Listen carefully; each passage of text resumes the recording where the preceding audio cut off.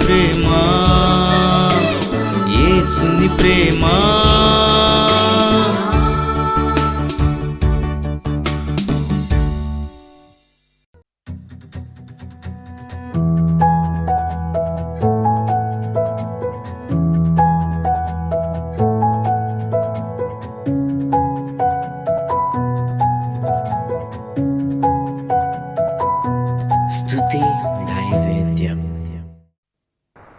ఫిలిప్పీలకు రాసిన పత్రిక 4వ అధ్యాయము 11వ వచనం నుండి మనము కొన్ని మాటలు ధ్యానం చేద్దాం.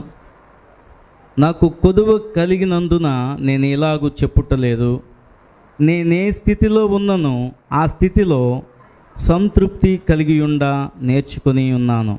దీన స్థితిలో నేను ఎరుగుదును, సంపన్న స్థితిలో నేను ఎరుగుదును. ప్రతి విషయములోనూ అన్ని కార్యములలోనూ కడుపు నిండి ఉండుటకును, ఆకలిగొని ఉండుటకును, సమృద్ధి కలిగి ఉండుటకును, లేమిలో ఉండుటకును నేర్చుకొని ఉన్నాను. నన్ను బలపరచువాని అందే నేను సమస్తమును చేయగలను. చిన్ని ప్రార్థన చేసుకుందాం. మహాకృప కలిగిన మా తండ్రి, నీ వాక్యము ద్వారా నీ ప్రజలందరితో మీరు మాట్లాడమని అడుగుచున్నాం. వాక్యము మమ్మల్ని స్థిరపరిచేది, బలపరిచేది, ధైర్యపరిచేది, అన్ని విషయాలు మాకు నేర్పించేది నీ వాక్యమే నాయనా. నీ వాక్యము వెల్లడగుట తోడనే వెలుగు కలుగుతుంది కాబట్టి నీ వాక్యపు వెలుగులో అనేక మంది ఈ రోజున దీవెన పొందటానికి సహాయం చేయమని యేసు నామమున ప్రార్థన చేయుచున్నాము తండ్రి, ఆమేన్. అపోస్తలుడైన పౌలు ప్రతి విశ్వాసి నేర్చుకోవాల్సిన విషయాన్ని ఇక్కడ చక్కగా చెప్తా ఉన్నాడు.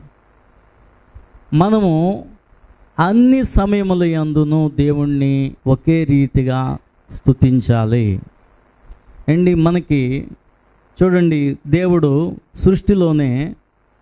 సృష్టిని చూసి మనం కొన్ని విషయాలు నేర్చుకోవాలట.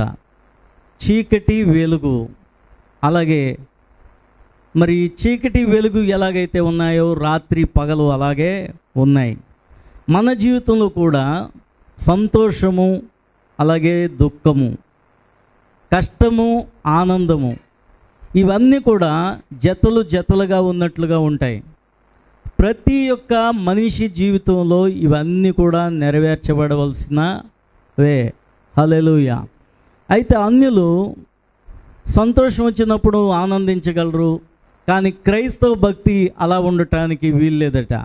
ఎప్పుడు మనము దేవుణ్ణి స్తుతించవలసిన వారంగా ఉన్నాము. హల్లెలూయా. అపోస్తలుడైన పౌలుని, శీలను ఒక రోజున వాళ్ళు సువార్తను ప్రకటిస్తూ ఉంటుంటే వాళ్ళకి ఏమొచ్చిందంటే, మరి ఆ ఊరు వాళ్ళందరూ కూడా వాళ్ళని పట్టుకొని, ఇదిగో ఈ ఊరిలో ఒక దెయ్యాన్ని వెళ్ళగొట్టారు వీళ్ళు. చెప్పాలంటే దెయ్యాలు ఉండటం వాళ్ళకి ఇష్టం అనమాట. అందుకని ఒక దెయ్యపు పట్టిన ఒక స్త్రీని, ఆ దెయ్యాన్ని ఆమెలోంచి పారద్రోలినప్పుడు మరి ఆమె వలన అతడు బ్రతుకుతున్నాడట. ఆమె సోది చెప్తూ ఉంటుంటే వాళ్ళు బ్రతుకుతున్నారట. అందుకని ఆ కుటుంబీకులు ఏం చేశారంటే పెద్ద గోల చేసి వీళ్ళను తరిమి కొట్టండి అని ఊరు వాళ్ళందరినీ రేపినప్పుడు పౌలు, శీలను వాళ్ళు ఏం చేశారంటే చెరసాలకు అప్పగించారు. అయితే వాళ్ళు అక్కడ చెరసాల్లో పౌలు, శీల మధ్యరాత్రి వేళ ఏం చేస్తున్నారంటే కీర్తనలు పాడుతూ ప్రార్థన చేస్తున్నారట. దేవునికి స్తోత్రం చెల్లిందాం. అంటే ఎప్పుడు స్తుతించే మనసు వాళ్ళకి దేవుడు ఇచ్చాడు. అంతేకాదు, ఇక్కడ ఏమంటున్నాడంటే నేనే స్థితిలో ఉన్నాను ఆ స్థితిలో సంతృప్తి కలిగి నేర్చుకుని ఉన్నాను. అండ్ ఒక్కోసారి మనకి మన వ్యాపారాలు, ఉద్యోగాలు అన్నీ కలిసి వచ్చినట్లుగా, లాభసాటిగా, ప్రతిరోజు డబ్బుతో ఉన్నట్లుగా మనకి ఉంటాయి. కొన్ని రోజులు అసలు డబ్బులన్నవి మనం చూడలేని పరిస్థితులు, చాలా కష్టమైన పరిస్థితులు, కరువు పరిస్థితులు. ఏం చేసినా సరే, ఎంత ప్రార్థన చేసినా సరే మనకి మన ప్రార్థన అసలు దేవుడు ఆలకిస్తున్నాడా అన్నట్లుగా మన పరిస్థితులు ఉంటాయి. కానీ దీన పరిస్థితుల్లోనూ సంపన్న పరిస్థితుల్లోనూ కూడా మనం ఒకేలాగా ఉండాలి అని పౌలు చెప్తా ఉన్నాడు. దేవునికి స్తోత్రం. ఒకే రీతిగా మనం ఎప్పుడు కూడా సంతృప్తికరమైన జీవితాన్ని అనుభవించాలి. ఈ పైన అంటాడు చూడండి, ఫిలిప్పీలకు రాసిన పత్రికలోనే 4వ అధ్యాయం 4వ వచనంలో అంటాడు, ఎల్లప్పుడూ ప్రభువునందు ఆనందించుడి, మరలా చెప్పుదును ఆనందించుడి. అసలు దేవుల్లో మనం ఆనందించాలంటే మనకు దేవుడిచ్చిన గొప్ప రక్షణను బట్టి మనం ఎప్పుడు కూడా దేవుణ్ణి స్తుతించవలసిన వాళ్ళంగా ఉన్నాం. అండ్ అందుకనే ఎప్పుడూ ఒక విశ్వాసంలో మనం ఎలా ఉండాలంట, స్థిరముగా ఉండాలి. విశ్వాసమందు నిలకడగా ఉండండి. ఎప్పుడు మనకి నిలకడైన భక్తి వస్తుందంటే సంతృప్తికరమైన జీవితం దేవుడు మనకి ఇచ్చాడని దేవుణ్ణి కృతజ్ఞతాస్తుతులతో దేవుణ్ణి స్తుతించినప్పుడు మనం సంతృప్తి పడగలము. హల్లెలూయా. అండ్ ఒక రాజుగారి కట చెట్లు భాషలు తెలుసట. ఆ రాజుగారు ప్రతిరోజు చెట్లతోనూ మొక్కలతోనూ అన్నిటితో మాట్లాడి చాలా సంతోషిస్తున్నాడట. ఆ రాజుగారు ఒక రోజున తన అంతఃపురంలో ఉద్యానవనంలో వాటిని పలకరించడానికి వెళ్ళేటప్పుడు ఆ రోజున ఏంటో కానీ అన్ని చెట్లు కూడా ముఖాలు వేలాడేసుకుని ఉన్నాయంట. అండి ఒకసారి నీరసంగా మనం ఉంటాం చూడండి, మన ముఖంలో నవ్వు ఉండదు. అలాగే పాపం ఎందుకు ఆ చెట్లన్నీ కూడా నీరసంగా ఏదో పోగొట్టుకున్నట్లు ఉన్నాయట. మొట్టమొదటి ఒక అందమైన చెట్టు దగ్గరికి వెళ్తే ఆ అందమైన చెట్టు ఎందుకు నువ్వు అలాగున్నావు అని రాజుగారు అడిగితే ఏమంటుందంటే, నాకు అందం ఉంది కానీ ఆ పొడవైన చెట్టులాగా నేను లేను కదా అందట. ఆ పక్కనే ఉన్న పొడవైన ఒక చెట్టుని చూపిస్తూ ఆ చెట్టు దగ్గరికి రాజుగారు చూసేటప్పటికి, ఆ చెట్టుని చూసేటప్పటికి ఆ చెట్టు కూడా ఎలా ఉందంటే దిగాలుగా ఉందంట. దిగాలుగా ఉంటే ఏంటి నువ్వు పొడవుగా ఉన్నావు కదా, నీవెందుకు ఏడుస్తున్నావు, ఇదిగో ఈ చెట్టు నిన్ను చూసి ఏడుస్తుంది, నువ్వెందుకు ఏడుస్తున్నావు అంటే, నేను పొడవుగా ఉన్నాను కానీ నా దగ్గర మరి ఆ ద్రాక్ష చెట్టు ద్రాక్ష తీగ వలె నేను లేను. ఆ ద్రాక్ష పళ్ళ కోసం అందరూ వస్తున్నారు, రోజు కోసుకుంటున్నారు, ఆ ద్రాక్ష చెట్టుని అందరూ పొగుడుతున్నారు అన్నదట. అది ఆ ప్రక్కనే ఉంది ద్రాక్ష తోట దగ్గరికి వెళితే ఆ ద్రాక్షవల్లి కూడా ఎలాగుందంటే ముఖం దిగాలుగా పెట్టుకుని ఉందట. ఏంటి నువ్వు కూడా ఎలాగున్నావు ఈ రోజున అంటే అదంటుందట, ఏముంది రాజా, నేను పళ్ళు కాస్తున్నాను కానీ నాకు ఏం బలం ఉందో చెప్పు, ఎప్పుడు ఈ తీగలు రాలిపోతాయో లేకపోతే ఎప్పుడు ఏ గాలికి వస్తే ఎగిరిపోతానో నాకే తెలీదు, నా జీవితం ఏంటి అని విచారిస్తున్నాను అన్నదట. ఏంటి ఆ బలమైన ఆ యొక్క మర్రి చెట్లాగా నేను లేను కదా అందట. అది ఏంటి ఆ మర్రి చెట్లాగా లేను కదా అని ప్రక్కనే ఉన్న మర్రి చెట్టుని చూపిస్తే ఆ మర్రి చెట్టు దగ్గరికి వెళితే ఏముంది, నాకు ఏదన్నా ఒక కాయ పువ్వా, అందరూ నా నీళ్ళని వస్తారు కానీ ఏం కోసుకుంటారు చెప్పండి అని అది ఏడుస్తుందట. ఏంటి మొత్తానికి అన్ని చెట్లకి ఏమీ లేదు, ఏంటి సంతృప్తి అన్నది లేదు. చాలామందికి తృప్తి ఉండదు. అందుకనే చెప్పాలంటే మనకంటే బాగున్న వారిని కాకుండా మనకంటే దిగువన ఉన్నవారు చూడాలి. మనం ఎప్పుడు కూడా ఎవరిని చూస్తామంటే మనకంటే బాగుండే వాళ్ళని చూస్తాం. బాగుండే వాళ్ళని చూసి అది నాకు లేదు కదా అని మనం అనుకుంటూ ఉంటుంటాం. దానిని బట్టి మనం దేవుణ్ణి ఏం చేయలేమంటే స్తుతించలేం. కానీ మనకంటే పరిస్థితులు బాగోలేని వాళ్ళని కానీ మనం ఒక్కసారి క్రిందకి కానీ చూస్తే వాళ్ళని చూసినప్పుడు మన స్థితి ఇంకా బాగుంది కదా అని దేవుణ్ణి మనం స్తుతించగలుగుతాం. దేవునికి స్తోత్రం. ప్రతి పరిస్థితిని కూడా విశ్వాసం ఏం చేసుకోవాలంటే ఆ స్థితిలో మనం ఒదిగిపోవటం నేర్చుకోవాలి అంటున్నాడు. అపోస్తులైన పౌలుకి ఏమీ కొదువు లేదు. చెప్పాలంటే ఒక అధికారం అతనికి ఉంది, మంచి ఉద్యోగం ఉంది. ఎంతటి అధికారం అంటే క్రైస్తవులను హింసించి చంపడానికి కూడా అతడు అధికారం పొందుకుని ఉన్నాడు. అయితే అలాంటి అధికారం అంతటిని కూడా అతడు పెంటగా ఎంచుకున్న తర్వాత అతనికి ఎవరు భయపడట్లేదు.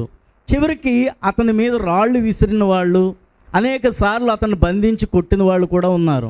కానీ ప్రతి పరిస్థితిలో కూడా అతడి కడుపు నిండా భోజనం ఉన్న పరిస్థితి నాకు తెలుసు, ఒక్కోసారి ఆకలితో నేను ఉన్న పరిస్థితి కూడా నాకు తెలుసు అంటున్నాడు. ప్రతి పరిస్థితిలోని కూడా అతడు ఎందుకు ఆనందిస్తున్నాడంటే దేవుడు మనకిచ్చిన పరలోక రాజ్యపు స్వాస్థ్యం అంతకంటే గొప్పది. దేవునికి స్తోత్రం చెల్లిందాం. ఒక రోజున ఈ కష్టాలు బాధలు ఎన్నాళ్ళలో ఉండవు. మనకి ఒక కష్టం వెనకాతల దేవుడు అంటాడు, మనల్ని ఓదార్చే మాటలు ఎన్నో బైబిల్ గ్రంథంలో ఉంటాయి. ప్రతి కష్టం వెనకాతల, ప్రతి దుఃఖం వెనకాతల, ప్రతి మనకి అసౌకర్యం వెనకాతల కూడా దేవుడు ఏం చేస్తాడంటే ప్రతి కీడు వెనకాతల మేలును దేవుడు దాచి ఉంచుతాడట. దేవునికి స్తోత్రం. నీకు ఒక కరువు వచ్చిందంటే తర్వాత నువ్వు సమృద్ధితో నింపబడుతున్నావు అని అర్థము. దేవునికి స్తోత్రం. ఒక్కోసారి మన డబ్బాలన్నీ, బియ్యం డబ్బా అన్నీ ఖాళీ అయిపోతాయి. కానీ దేవుణ్ణి ప్రార్థన చేయి, స్తుతించు, కృతజ్ఞత కలిగి నీవు ఉండు. తప్పకుండా దేవుడు నీకు మంచి స్థితిని దేవుడు ఏం చేస్తాడంటే కలగజేయగలిగిన దేవుడు ఆయన. దేవునికి స్తోత్రం. ప్రార్థన చేసుకుందాం. కృప కలిగిన మా తండ్రి, మీకే వందనాలు చెల్లిస్తున్నాం ప్రభా. నీ ప్రేమ ఎంత గొప్పదో ఇది నేను మాట్లాడి ఉన్నాం. అటువంటి ప్రేమను అర్థం చేసుకొని నిన్ను నమ్మి నిత్య జీవానికి వారసులగుటకు ఈ కార్యక్రమాన్ని చూసిన ప్రజలందరినీ కూడా నీ వైపు తిప్పమని అడుగుచున్నాం. నీ వైపు ఆకర్షించుకోమని అడుగుచున్నాం. నీ గొప్ప కార్యం ఈ సందేశం ద్వారా ప్రజలందరితో మాట్లాడవు కాబట్టి గొప్ప ఆత్మకార్యం జరిగించి మహిమ పొందండి. నీ కృపలో ప్రభా ఈ జనాంగాన్ని భద్రపరచమని, నీ కృపతో నింపమని యేసు నామమున ప్రార్థన చేయించున్నాం తండ్రి. ఆమేన్.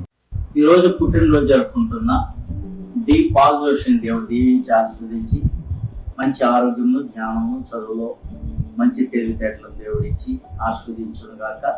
అన్ని విషయాల్లో దేవుడు దీవించును గాక. మరొక సంవత్సరం దయచేట్టుగా దేవుడు ధరింపజేశాడు. God bless you Paul Joshi. Happy birthday to you. ఈరోజు రక్షణ పుట్టినరోజు జరుపుకుంటున్న దండుపు లక్ష్మణ్ గౌరీని దేవుడు దీవించి ఆశీర్వదించును గాక. వారి రక్షణను కాపాడుకొనొచ్చు ఇంతవరకు దేవుడు కొనసాగింపజేశాడు. ఇంకనూ ఆత్మీయత్వ అన్ని విషయాల్లో వారు వర్ధిల్లుదురు గాక.